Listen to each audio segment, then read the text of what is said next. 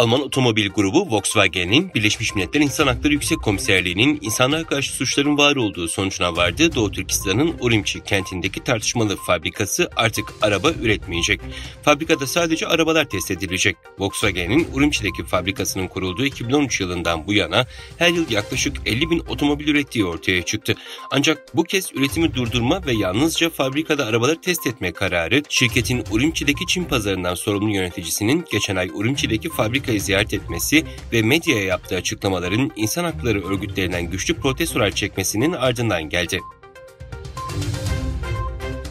İngiltere'nin önde gelen gazetelerinden Financial Times'ta 6 Mart'ta yayınlanan bir makalede Çin'le ilişkilerdeki istikrarsızlığın Uygur halkını zor duruma soktuğu, Çin'e yönelik etkisiz yaptırımların ve içi boş anlaşmaların başarısızlığa uğradığı bildirildi.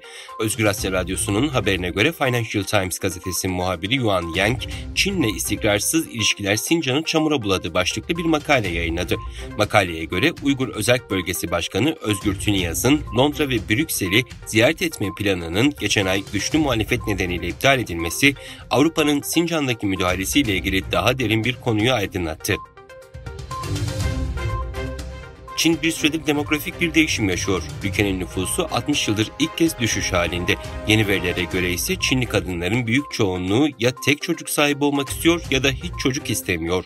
Çocuk yetiştirmede giderek artan masraflar Çinli kadınlar için doğum yapmak istemenin başlıca sebebi. Kazakistan Nazarbayev Üniversitesi Türk lehçelerini tanıyabilen yapay zeka destekli internet sitesi geliştirdi.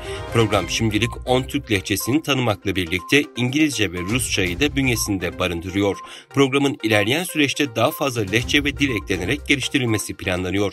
Araştırmacıların sisteme tanımladığı lehçeler Uygur Türkçesi, Türkiye Türkçesi, Azerbaycan Türkçesi, Kazakistan Türkçesi, Kırgızistan Türkçesi, Özbekistan Türkçesi, Başkurdistan Türkçesi, Çavuşistan Türkçesi, Saha Türkçesi ve Tataristan Türkçesi olarak sıralandı. Almanya Başbakanı Olaf Scholz, Alman Federal Meclisi'nde yaptığı konuşmada Çin'e Rusya'ya savaşta kullanması için silah göndermemesi çağrısında bulunurken Moskova'daki nüfusunu kullanarak Rus birliklerin geri çekilmesini sağlayın dedi.